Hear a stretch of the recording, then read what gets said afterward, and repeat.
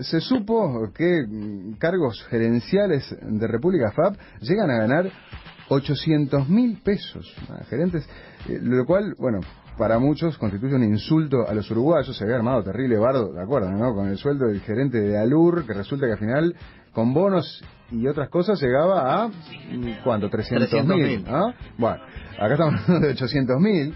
¿Ah? Y esto fue denunciado por la lista 711, mira qué curioso, la lista de Raúl Sendic, ¿tá? O sea, el que se vio tocado por Alur, ¿no? Porque eso ya se sabe, ¿no? Que es un feudo de la lista 711, de Sendic, Leonardo de León y sus amigos, ¿no? Ahora salta diciendo, mira, dicen de nuestro gerente de Alur, y miren cómo están, por ejemplo, en otros lados, ¿no? En República FAP, salario de 670.000 pesos al mes, que cobran gerentes de República FAP, lo cual, sumado a un premio anual, implica un ingreso mensual prorrateado de 800.000 pesos.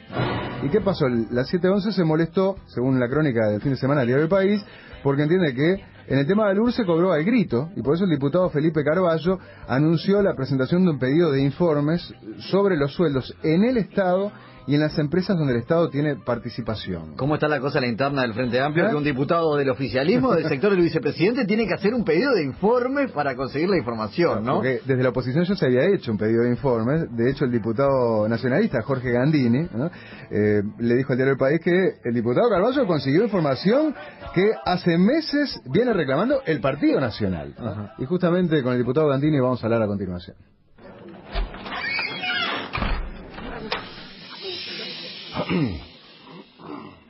¿Me permite una pregunta? La pregunta para el diputado Jorge Gandini. ¿Qué tal? Buenos días. Buenos días, ¿qué tal? ¿Cómo están ustedes? Bueno, bien. Y en primer lugar, ¿qué es esta información que había pedido, que viene reclamando hace meses el Partido Nacional? Es más de fondo. Hay una gran nebulosa con todo este tema de las personas de derecho público no estatal que funcionan bajo el derecho privado y con las sociedades anónimas, propiedad de las empresas públicas o de las propias personas de derecho público no estatal, que no se rigen por el derecho administrativo y por lo tanto no controla el Parlamento, no controla el Tribunal de Cuentas, ni la Auditoría Interna de la Nación, ni la Junta de Transparencia y Ética Pública. A ver, a modo de ejemplo, ¿quiénes entrarían allí? ¿Quiénes son esas personas? Tenemos dos categorías. Las personas de derecho público no estatal tienen más de 50 años en el país, arrancaron con el Frigorífico Nacional, con la PROLE, y las tres cajas paraestatales, la bancaria, la profesional y la notarial. Pero luego se fueron agregando con el tiempo y hoy tenemos, ejemplos, el LATU, MEVIR, la Corporación Nacional para el Desarrollo, el Fondo Nacional de Recursos, el Fondo de Música, el Instituto Uruguay 21, el INIA, el INPO, el Instituto de Carnes, el de Semillas, el Instituto de Viticultura, el Fondo de Solidaridad. Hay una cantidad de instituciones que suman más de 40, que son personas de derecho público no estatal, es decir, son personas públicas, pero al no ser estatales no se rigen por el derecho público, sino por el privado. ¿Y los fondos que manejan? O sea, la plata que le entra. Tienen tres vías, básicamente, tres fuentes de financiamiento. O transferencias de rentas generales, es decir, son fondos públicos que directamente reciben, o ubican o tienen tributos que se conocen como paratributos, no son esenciales, específicamente tributos porque no es el Estado, pero funcionan como tales, y precios que ponen a sus servicios o a sus productos en actividades que generalmente son monopólicas. Lo que nosotros estamos planteando es que esta categoría y las sociedades anónimas, hay más de 60 sociedades anónimas cuyo capital accionario pertenece al Estado, más conocida últimamente, Alur. Alur, claro. El 90% es de ANCAP, el 10% es de PDVSA, o sea que quien es el dueño es ANCAP. Pero además entramos en la generación, en la segunda generación, lo que se le llama el derecho público, en la jerga, empresas nietas, es decir, sociedades anónimas, propiedad de sociedades anónimas, propiedad de entes autónomos. Por ejemplo, Agroalur es una sociedad anónima cuyo capital accionario pertenece el 100% a Alur. y su propietario es ANCAP. Claro. Imagínese que nosotros no llegamos a controlar eso, pero ni por las tapas. No pero tenemos sí, pero ni aparte idea qué pasa nada. hay algo interesante, porque legalmente no hay reproche en la medida en que, como explicábamos, no están sujetos al TOCAF, no están sujetos a la regla de contabilidad del Estado, no están obligados a hacer una licitación, por ejemplo, entonces pueden contratar a quien mejor le parezca en distintas situaciones y pagarle lo que mejor le parezca, ¿no? Pero a ver, yo le voy a poner una que mueve muchísimo dinero y que todos la conocemos aunque no tengamos conciencia. La Corporación Vial del Uruguay. Cada vez que pasamos un peaje, le pagamos a una sociedad anónima, la Corporación Vial del Uruguay, cuyo propietario es la Corporación Nacional para el Desarrollo, que es una persona de derecho público no estatal. ¿Qué maneja esa empresa privada? Una cantidad de recursos que todos los días ingresan por todos los peajes del país. ¿Y cómo lo gasta? Lo gasta en el mantenimiento y señalización y construcción de esos tramos de ruta que están bajo su égida. Por lo tanto, mueve una cantidad de dinero que ingresa y una cantidad de dinero que gasta, que por supuesto gasta sin necesidad de hacer licitaciones, sin que el Tribunal de Cuentas observe, etcétera. Dentro de eso lo hacen funcionarios que no tienen la obligación de hacer sus declaraciones juradas a la Junta Nacional de Ética. Es decir, hay más de 2.000 funcionarios públicos, no solo los diputados, los senadores, los ministros, los ediles. La declaración jurada de ingresos y patrimonios la tienen que hacer todos los funcionarios del Estado que tocan un peso, que están en la tesorería, que están en una auditoría, que están en algún lugar que tiene que ver con el tránsito de recursos. Ahora, todos los funcionarios que tienen responsabilidad en una de estas personas de derecho público estatal o no estatal o sociedades anónimas que mueven muchísimo dinero y además lo hacen bajo el derecho privado, o sea que se pueden sentar con una empresa y negociar y le compran a la que quieren, no a la mejor, si quisieran, no tienen que hacer declaraciones de cuál es su patrimonio, no sabemos cómo entran y cómo salen, por lo tanto está lejísimos del Contralor, del Tribunal, del Parlamento, de la Auditoría y de la Junta Anticorrupción. Por eso lo que nosotros estamos proponiendo, y a iniciativa del diputado Nicolás Olivera, nuestro compañero de Paysandú, es crear una comisión especial con fines legislativos, no para investigar, sino para legislar sobre esta nueva forma de administrar recursos públicos, porque cuando ganan, ganan, pero cuando pierden, pone el Estado. Cuando Cava pierde plata por hacer perfumes, lo pone en CAP. Cuando lo pierde Alur, lo pone ANCAP. Claro. Y ANCAP lo pagamos nosotros con el combustible. Y así pasa con todas. Por lo tanto, hay que dar un nuevo estatuto jurídico para controlar. O sea, porque es verdad, ¿entienden? Nacen para que las cosas sean más ágiles. Eso iba a decir, ¿no? Ahí, eso surgió como una respuesta a lo que es la burocracia, las trabas del Estado, ¿no? Claro. Y eso tiene su cuota de sabiduría, digamos, ¿no? Y de sentido común. Pero esa costa de la garantía en el manejo de recursos públicos. O sea, la cosa es buscar un equilibrio.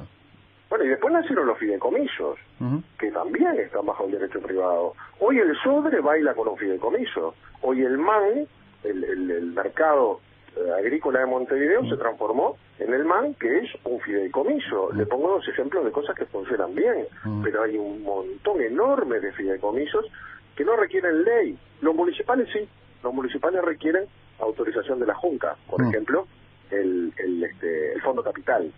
Pero los nacionales no, crean un fideicomiso con un decreto, ¿verdad? Y ahí se empiezan a mover recursos públicos por el costado. Es una especie de estado paralelo que se va desarrollando para evitar controles y ser más ágil. Ahora, claro, cuando se evitan controles del manejo de fondos públicos, pasan las cosas que nos están pasando, ¿no? Claro. Una de las cosas que más indigna es los altos sueldos. Por ejemplo, en este caso de República FAP hablan de 800.000 pesos, algunos gerentes. Y eso también merece un análisis, ¿no? Porque obviamente 800.000 pesos es muchísima plata, ¿verdad? Y de hecho hay una legislación aprobada ya a nivel nacional donde no se puede ganar, creo que es más de un 60% de lo que gana el presidente de la República, y tengo entendido que ahora la Comisión de Hacienda de Diputados aprobó también extender esto a los gobiernos departamentales, ¿no? Una limitación en las remuneraciones. Pero también es cierto que, a ver, el mercado es el mercado, y uno tendría que averiguar cuánto gana el gerente general de, yo qué sé, Unión AFAP, ¿no? O de AFAP privadas, ¿no? Si uno quiere tener a los mejores profesionales, es lógico que pague más o menos lo mismo que se paga en otras empresas del mismo rubro, ¿no?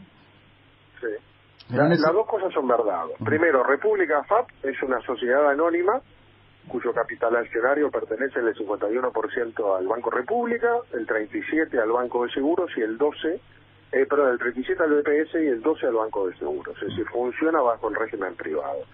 Es cierto que hay una ley ahora que extiende una obligación que venía del 2001, pero solo para la Administración Central, de que nadie puede ganar más del 60% del presidente de la República. Ahora lo extiende a las personas de derecho público no estatal, las sociedades anónimas del Estado, etcétera. Y por una ley aparte, porque requiere mayorías especiales, también a los gobiernos departamentales, con excepción del intendente, porque la Constitución dice que el sueldo del intendente se lo fija la Junta Departamental. Eso es un nuevo marco para los nuevos contratos, que nadie se le puede bajar el sueldo. Para los nuevos, pero para los nuevos, que ¿eso abarca desde ALUR hasta República FAP, por ejemplo, todo, o el Fondo de Solidaridad? Todo, o sea, si mañana despiden al gerente de una empresa que gana 500.000 pesos, el que venga atrás va a poder ganar el 60% del presidente, es decir, va a ganar menos. Es una baja sensible. Ahora, en muchos casos es una baja sensible. Sigue ganando porque tiene un contrato. Claro, acá el gerente general del Fondo de Solidaridad creo que ganaba 300.000 pesos, hay una gente que dice que son más, 400.000 pesos. Sí. Bueno, Marta Jara cuando estaba en Gasallago también creo que ganaba alrededor de 400.000 pesos. Pongamos el ejemplo de Marta Jara. Yo ahí tengo un matiz. Yo creo que el Estado tiene que tener flexibilidad si quiere reclutar personal de alta capacitación para gestionar algunas áreas sensibles. Claro, es lo que decía hoy, por eso hay que ver el mercado, ¿no? La realidad. Si hablamos de una petrolera, ahora Marta Jara está hoy al frente de ANCAP porque antes dejó un cargo internacional que tenía y fue a gestionar Gasallago, con todos los cuestionamientos que podamos tener, pero no hubiera ido a ese lugar si le pagaban 140.000 pesos, porque tenía que renunciar a ganar 4 veces más. Es decir, cuando el Estado se pone en competencia, tiene que pagar sueldos de competencia. No podemos quedarnos con la segunda división de los recursos humanos. Lo que pasa que... Pero con esta ley... vino el abuso. Claro, pero ahí va. Vino el abuso y ahora viene una ley que puede ser injusta entonces, o que puede jugar en contra a la hora de tener personal especializado y capacitado. Y sí, y puede jugar en contra, porque algunos recursos que son demandados en el mercado nacional e incluso en el internacional, que a veces hay que traerlos para poder poner personas con una visión y una preparación y un know-how que lo adquieren en el exterior, si no tiene un sueldo equivalente, la gente lo deja lo que está haciendo, no viene para atrás. Claro. Y si viene para atrás, cuidado, ¿no? Algo pasa. Entonces, ahí nosotros podemos estar, digamos, haciendo pagar justos por pecadores y el Estado se puede estar complicando. Pero bueno, hubo que cortar por los sanos, porque también sabemos que hay gerentes que no tienen por qué estar ganando 500.000 pesos y los ganan. Sí. Y ganan, de repente, 5 o 6 veces más que el presidente del organismo. Bueno, acá hay un oyente que dice que publiquen todos los sueldos del Estado, llegue a Estados, bueno, y todas estas personas, lo podamos ver todos. Es que los nuestros están publicados. Eso usted entra en la página del Parlamento, entra en las páginas están. No, lo eso que sí. pasa es que no son los de los directores. A ver, cualquier gerente del Banco Central gana mucho más que los directores del Banco Central. Y esos no son cargos de particular confianza o cargos selectivos, que son los que se supone tenemos que darle transparencia. Son cargos de carrera. Pero hay muchos de estos sueldos que se desconocen, de Fondo de Solidaridad y todo este tipo de... Pero Nacho, a ver, yo te voy a leer un decreto del 12 de septiembre, o sea, tiene de 20 días. Este decreto, que lo firman todos los ministros, tiene por objeto que el Estado conozca cuáles son las personas de derecho público no estatal. Dice en su artículo primero: los incisos de la Administración Central deberán identificar las personas jurídicas de derecho público no estatal que funcionen en su órbita o se conecten con el Poder Ejecutivo por su vía. O sea, y además le piden que empiecen a remitir las actas de su directorio. O sea, por primera vez el Poder Ejecutivo empieza a hacer un censo, un relevamiento de cuáles son las personas de derecho público no estatal que existen y les empiezan a pedir que le manden sus decisiones. El Poder Ejecutivo, imagínense nosotros, no tenemos manera de llenar, porque ¿a quién le mando yo un pedido de informes? A un ministro. Y el ministro me dice, yo llego hasta acá. Claro. Lo otro es una persona privada. No me contesta. Claro. ¿Sí? Por eso el decreto ¿no? Por eso este decreto, que bueno, por suerte avanza y está en el ámbito del análisis de la jurídica del Parlamento, esta propuesta que hicimos de crear una comisión con fines legislativos para empezar a regular a estas personas de derecho privado que funcionan con fondos públicos. Bien. Que es un debe que tiene el sistema, y un vacío que hay que llenar, es lo que llaman los expertos la huida del derecho administrativo. Son fondos públicos, personas públicas, pero bajo el régimen privado. Entonces necesitamos legislar para que no nos pasen estas cosas. Si no sabemos cuánto ganan, no sabemos cuánto gastan, porque si ganan eso y gastan mal, nos enteramos cuando pierden. Ese es el problema. Claro. Muy bien, muchas gracias, diputado Bandini, por esta información. Con mucho gusto de nosotros. Que pase muy bien.